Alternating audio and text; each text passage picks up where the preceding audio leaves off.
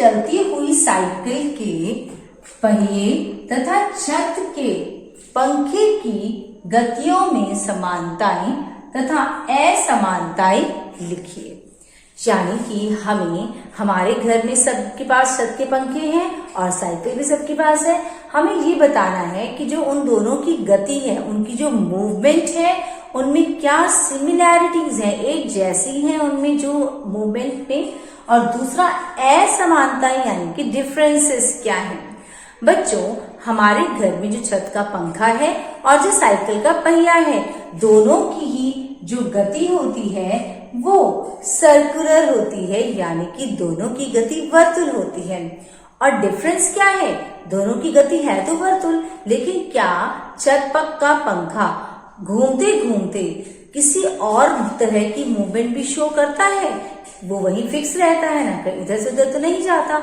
लेकिन जो साइकिल का पहिया है वो सर्कुलर मोशन के साथ साथ आगे बढ़ता हुआ जाता है, यानी कि जो उसकी गति होती है वो सर्कुलर के साथ साथ सरल रेखीय भी होती है।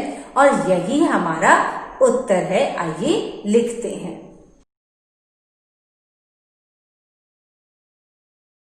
समानताएं।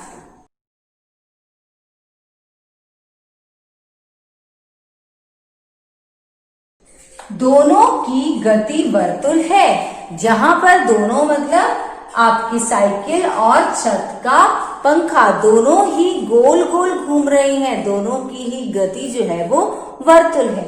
अब हम लिखेंगे असमानताएं।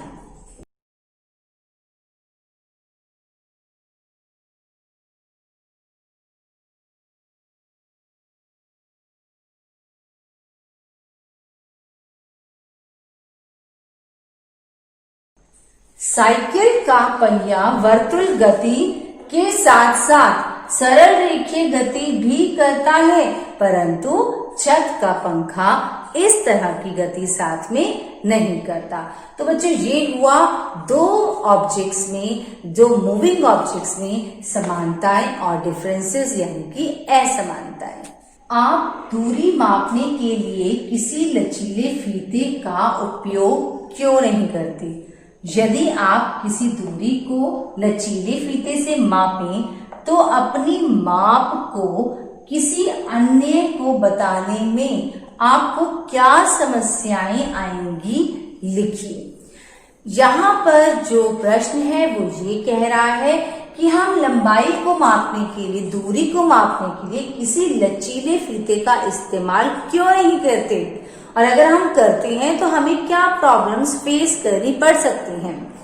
बच्चों, दूरी मापने के लिए हम लचीले फीते का इस्तेमाल इसलिए नहीं करते क्योंकि जो फीता लचीला है, फ्लेक्सिबल है, उसको खींचने की दर हर व्यक्ति की अलग अलग हो सकती है। कोई बहुत ज्यादा खींच सकता है उसको और कोई ढीला खींच सकता है।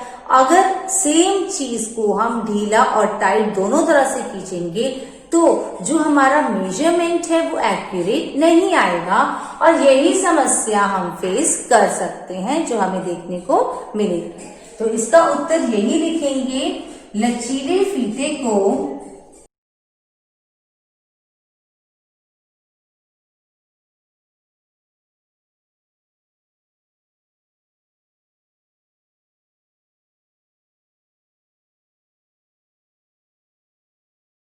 लचीले फीते को खींचने की दर प्रति व्यक्ति अलग हो सकती है, जिसके कारण माप सही नहीं आएगा। यही कारण है कि हम दूरी मापने के लिए लचीले फीते का इस्तेमाल बिल्कुल नहीं करते। और हमारा अभ्यास का आखिरी प्रश्न नंबर 10 है, आवर्ती गति के 2 उदाहरण लिखिए। यहाँ पर हमें आवर्ती शब्द का मतलब होता है बार बार, यानी कि ऐसी गति जिसमें मूवमेंट रिपीट होती है, उसके 2 उदाहरण देने हैं। वो अभी हमने इन क्वेश्चंस में ही देख लिए हैं वैसे तो, जैसे कि झूले में बैठे बच्चे की गति, साथ ही साथ जो सिलाई मशीन है उसकी सुई की गति। इसी तरह से सूर्य जो है फिक्स रहता है, पृथ्वी चारों ओर उसकी बार बार घूमती रहती है, तो ये भी आवर्ती गति का उदाहरण है। घड़ी की सुइयों की गति या आपका चंद्रमा जो है वो पृथ्वी के अराउंड घूमता है, उनकी गति। तो ये सारे एग्जाम्पल्स जो है आवर्ती गति के उदाहरण हैं, जिसमें से हमें कोई 2 लिखने हैं।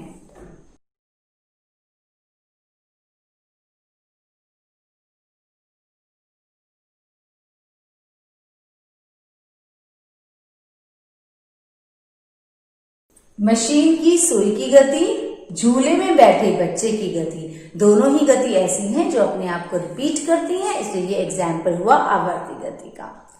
इसके साथ ही बच्चों हमारे अभ्यास के प्रश्न खत्म होते हैं। हम जल्दी ही मिलेंगे अपने नेक्स्ट वीडियो में। Till then, thank you. NTPC Faridabad and Chief Minister's Good Governance Associates Program with star teachers of Faridabad.